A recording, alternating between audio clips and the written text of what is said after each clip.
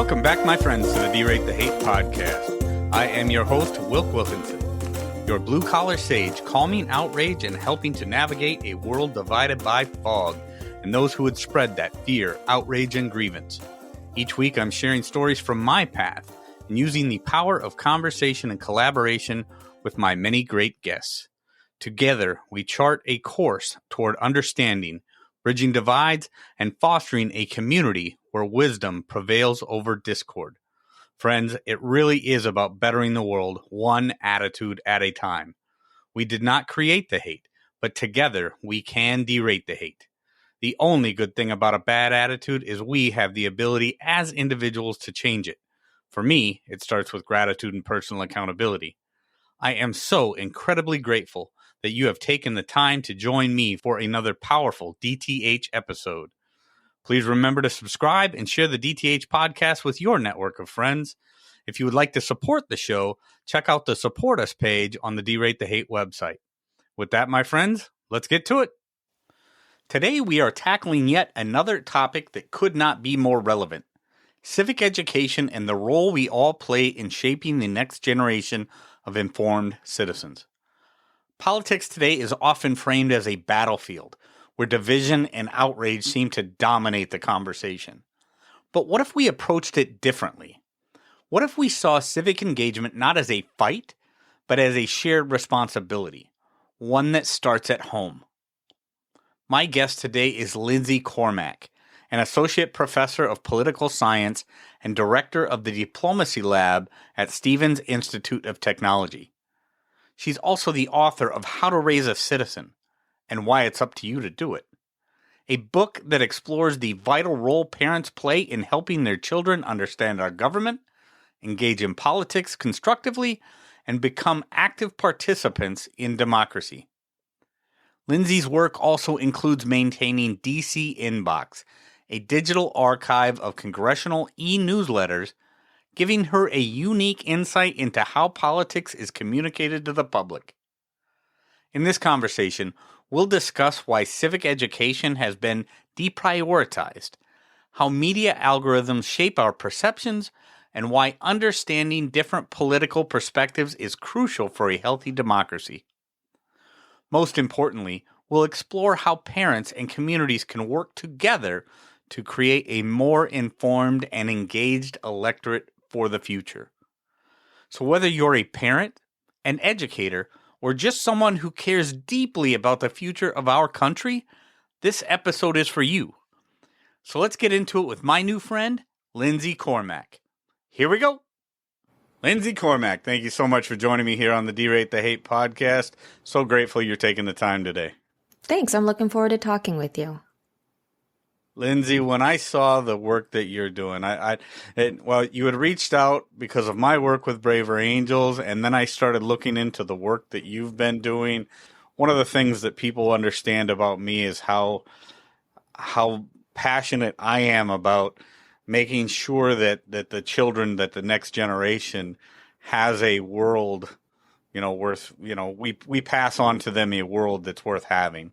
And when I saw that the work that you're doing in many ways centers around trying to teach children and teach the next generation and coming generations after that, how important it is to be engaged, civic engagement, what our political system is, what our political system should be, what it means to be part of that, I got very excited. And so Lindsey, that's where I want to start. I know you've got a book out called How to Raise a Citizen, and so I want to learn more about that.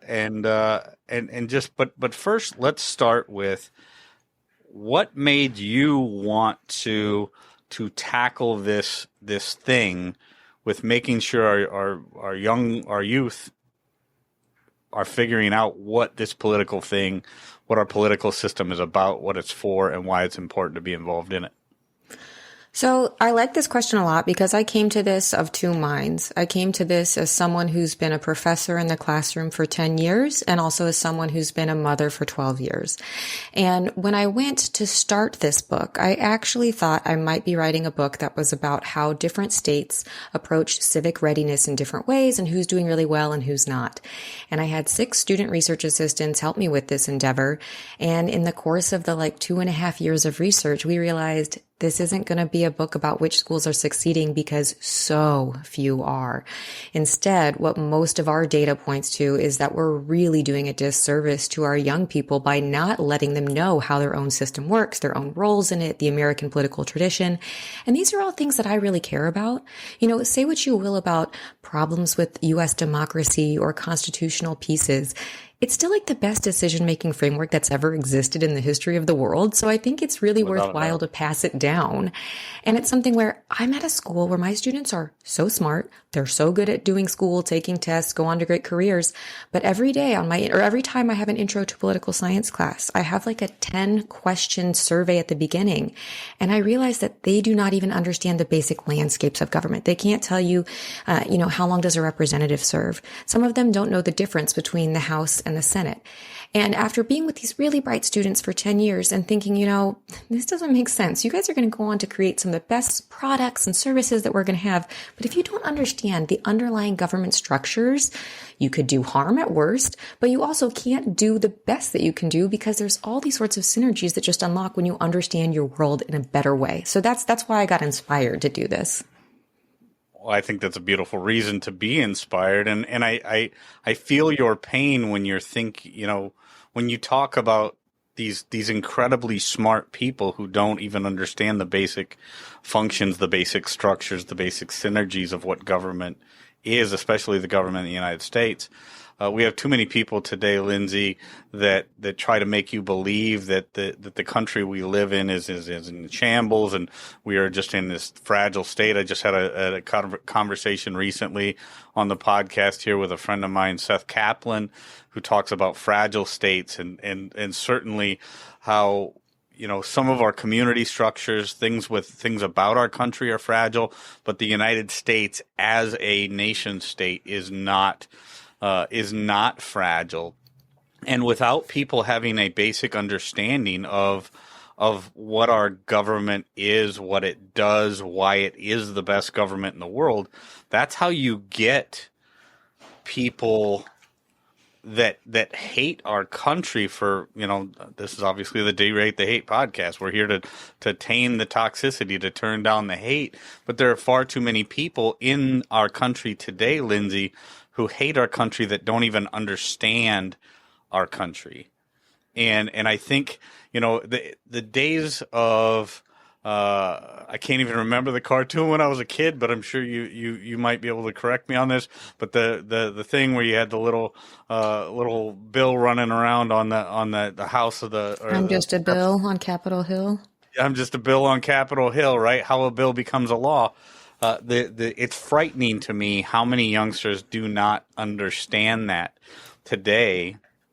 Like you said, do not understand the difference between the House and the Senate, or the 3 branches of government. The importance of a co-equal separation of powers and things like that.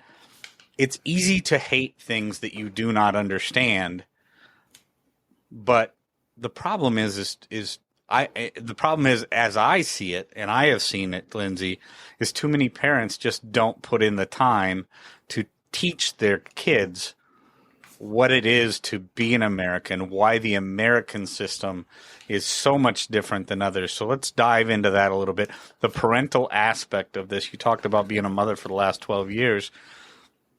What is it about parenting in recent years that has changed that so many today just don't understand what they need to understand? So It's not necessarily that things have been changing recently. And this is something, the book is, how to raise a citizen and why it's up to you to do it. And my daughter actually was the person who said, no, the second part has to be why it's up to you to do it, because you have to tell the parents it's their job to take this on. And part of the thing is most people who are parents now, or even young grandparents, they grew up in systems that were already actively deprioritizing civics education.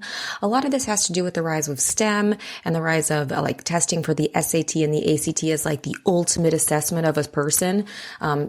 Civics isn't tested. Social studies isn't tested. Government isn't tested. So these things get crowded out. So the book is not really a finger wag at parents to be like, why aren't you doing this work?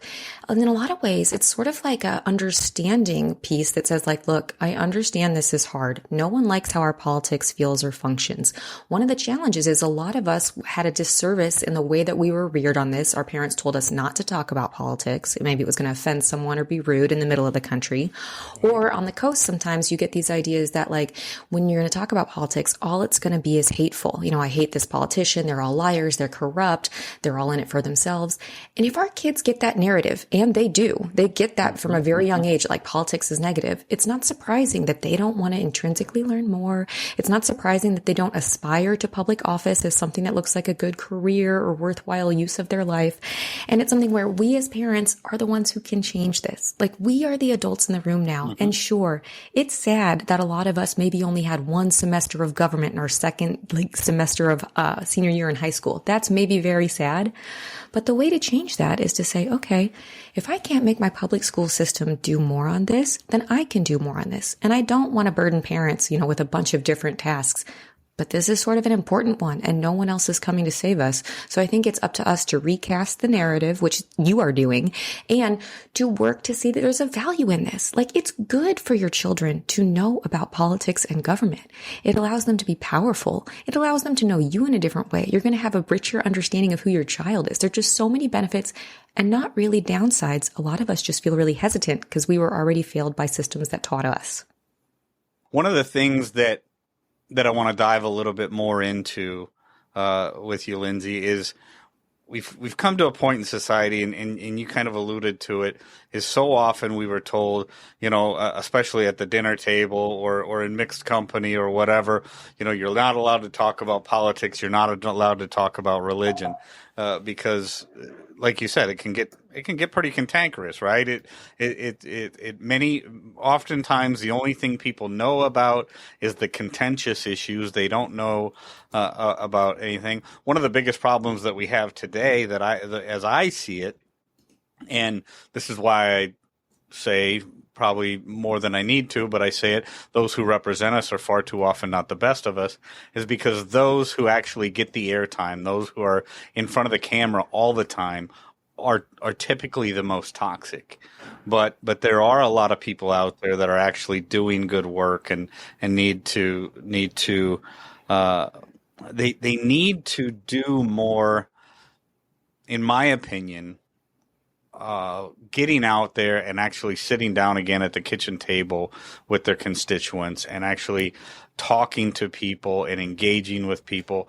That's why one of the things that I'm exploring is in trying to put together and build a brand upon is this civic engagement liaison kind of thing, right?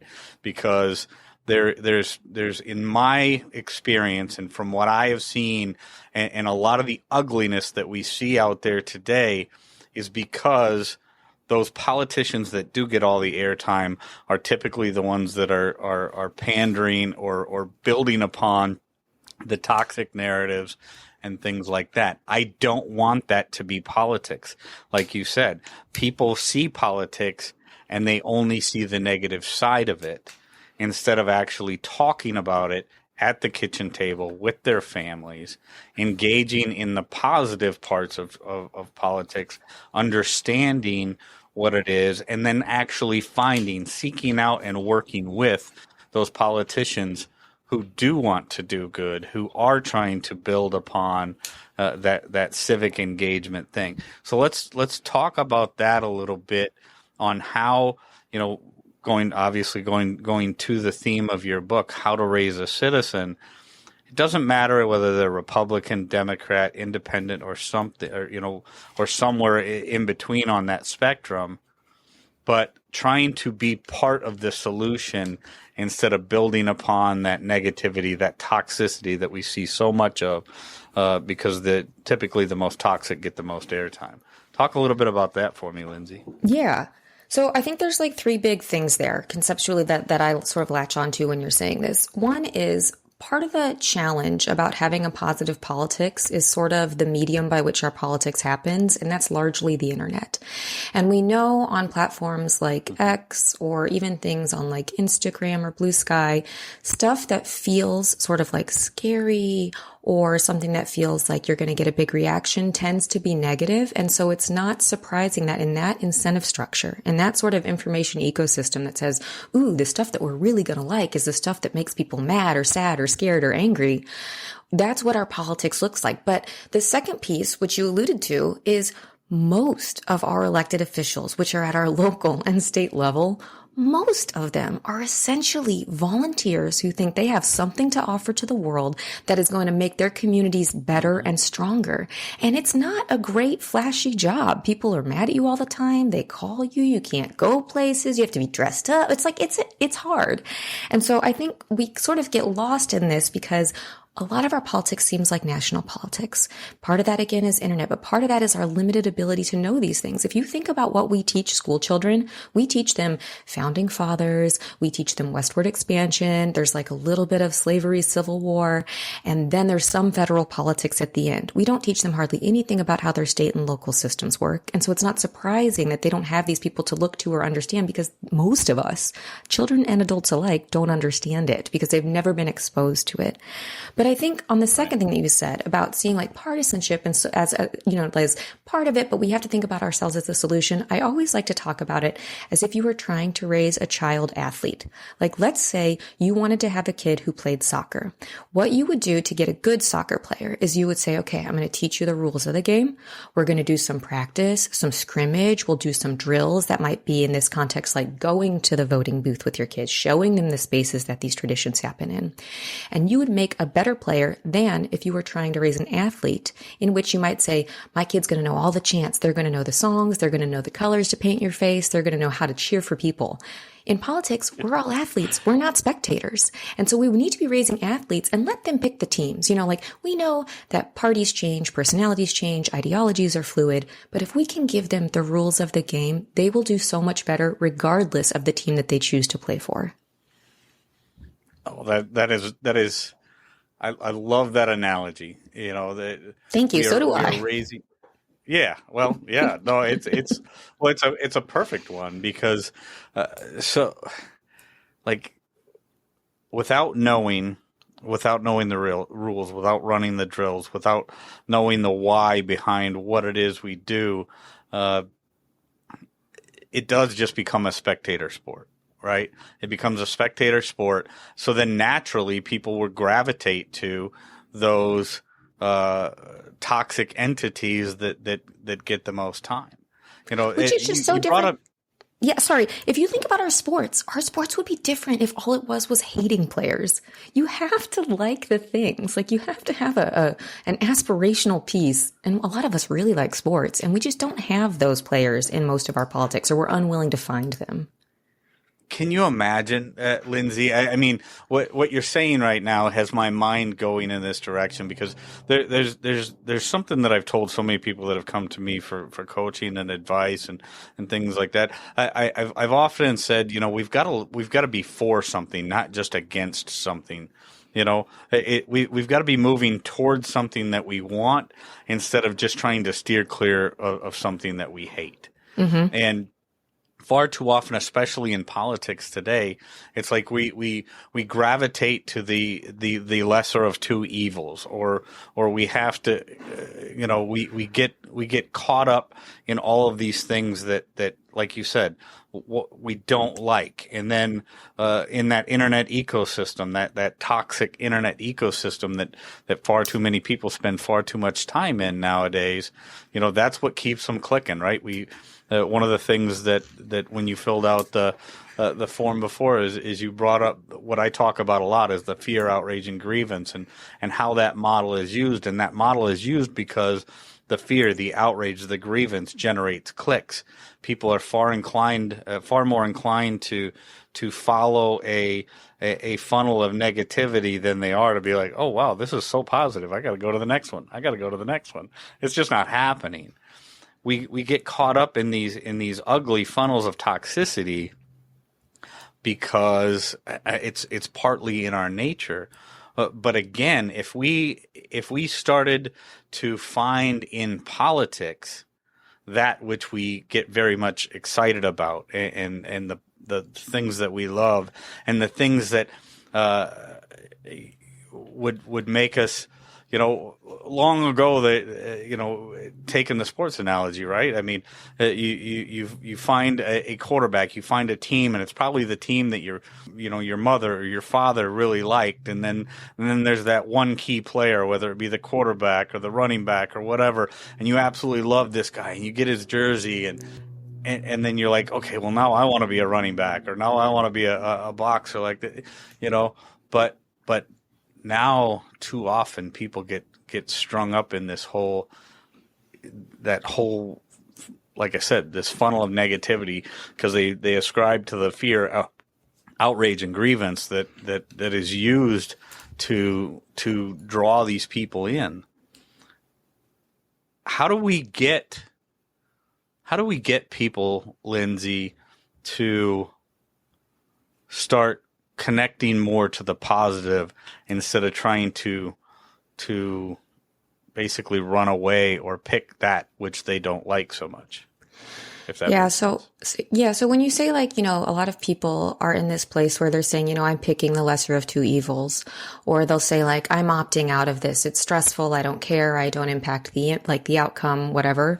We sort of give like a social pass to that. We think that's like an acceptable way to be. There's not really a social premium on saying like, oh, I'm actually really civically involved. I, call my council member when I'm confused about something or I figure something out. So I think part of this is like this excitement and prestige piece. But I think another thing is when we say something like it's the lesser of two evils, or I hate both parties, that sort of reflective thing that I come back at that with is like, I actually love both parties. Both parties do something well. Like we kind of need, well, we're going to have two regardless. Our electoral system, like the way that it's set up, you get to an equilibrium where you're going to get two parties, but they do really push each other to be better. And it is in sort of keeping with the tradition that we have like a minority party, majority party, and it's going to switch from time to time. And so I think the challenge can be, can you find something that you agree with the other party, instead of thinking, it's all bad and there's nothing I can find to latch onto. And that's an assignment I actually give my students in my intro classes. They have the Republican Party platform and the Democratic Party platform, and I have them Control F for the words that they care about and say, okay, go figure out if you can find something that this party says that you agree with. And nearly every time they can, because the parties are expansive and stuff is fluid, and it's just, we're not taught that this is valuable. We're actually really, taught that like you can't cheer for the other side, or if Democrats win, Republicans loses. Where in reality, we're all sort of winning as long as we keep the game fair and going. And so I think part of that is really recasting how we consider it. Yeah, right. I mean, that's it. I mean, we all are winning in some respect, unless we let the clock run out, and the clock only runs out when we quit the conversation, right? Mm-hmm. When all communication breaks down between two sides, and now that's when the fighting starts. And that is one of the things that bothers me a lot, Lindsey, about politics today, especially national politics. But we've reached a point in some of the more toxic figures online, and it's not exclusively to one political party, or not exclusive to one side of the political spectrum, because it happens on both. But a lot of what you're seeing today is this using the fear, outrage, and grievance, driving that toxic wedge in there and saying, if this person, I'm going to use this example because it bugs me as a conservative. It bugs me a lot about what I see in politics, especially in national politics today. But now we've gotten to a point where so often, if this person doesn't walk lockstep with this, and this, now they've become a rhino, right? Now, back in the day, I agreed with the term rhino, Republican in name only. It was reserved for actually, maybe a Republican that would side with, well, they called themselves a Republican, but would side largely with different caucuses on the Democrat side, whatever. But now it's gotten to the point where it's used quite often for people. If you may agree with us on 99% of everything, but you stepped out of line on this one thing, and now you're a rhino. This goes to a point that I talk about often on this podcast, is when you start to kick people out of your club and make them the them in the us versus them thing, and then make people fearful of actually speaking their mind, actually engaging in conversation, engaging with people of other mindsets. That's when the ugliness starts. You combine that, Lindsey, with what you're talking about, and so many of our youngsters just do not understand politics, the political system, why politics is so important. And then all they see is, if you speak up when it's not your turn to speak, we are going to castigate and destroy you in whatever way possible. And I want you to dive into that, because that hurts us all. It totally hurts us all. And I think it's really interesting. I didn't know what example you were going to go with when you said, as a conservative, I'm going to use this example, because everything you said could be ported to liberal politics, where it's like purity testing on what did you say on Gaza? What's your stance on this line of if we're going to have trans athletes or not? And so there's so many pieces where it's if you step out here, you're gone from us. And if we think about how that would work in any of our other places, in relationships or family or work, it doesn't. You can't one thing's wrong and then we're totally done with them. It's not functional. It's untenable. But I think something that makes that really hard, in addition to people not sort of understanding the basics, is that in a lot of our media environments, we are just getting algorithmic content that is funneled to us in ways that are going to please us and sate us and keep us there. And something that I did this last semester in class is I had my students make 2 Finstas, which are fake Instagram accounts. And we made one with 40 accounts to follow that we said these are conservative accounts. And then we did 40 that are Democratic or liberal accounts. And then at the end of all of our Thursday classes, we would watch about 8 minutes of Instagram. And we never once found any overlap in the things that they were seeing, whether you did it on a Reels setting or whether you did it just in going through the posts. There was nothing that was the same. And I was okay, so we could understand how we all might get to different conclusions if we've all started on separate paths that never intersected and we never existed in the same media information environment. And so we have a lot of challenges, which is why I think this is really important to get a handle on it, and why it should be non-controversial to say look, I don't really care about what your policy end goals are. I do care that we all agree that this system is how we're going to do it. It's fair. It allows for voices to be heard, but minority voices to be protected. And I think that's why it's something that really motivates me, is because I know the challenges are only going to get bigger. They're not going to get easier. And so we really do have to buttress our next generations with a robust understanding of how their government works. Oh, without a doubt. And those, I got so many things blowing up in my mind right now, Lindsey. This deal, and I love the fact that you brought up those fake Instagram accounts and how the information often does not overlap. And I'll give you an example of me as an example. I used to be, before I kind of got into this depolarization space and started doing the work that I do and whatever, I was a far more toxic person, and I engaged in the ugliness online and was one that would engage in these keyboard warrior battles with people I'd never, who knows if they were even real, right? But my feed was constant, of the conservative persuasion, but conservative toxicity. And I would get so angry because I'm like, this toxic side of conservatism, which I didn't ever believe there was a toxic side of conservatism years ago, but that is not what I believe.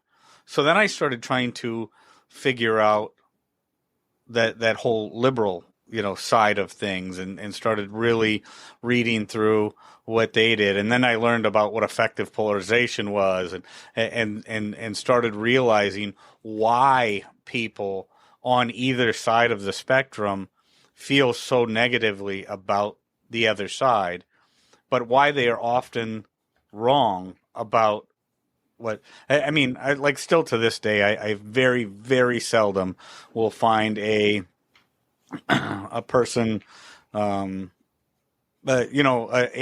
talking head from the liberal side of the spectrum that accurately describes conservatives or conservative positions on issues.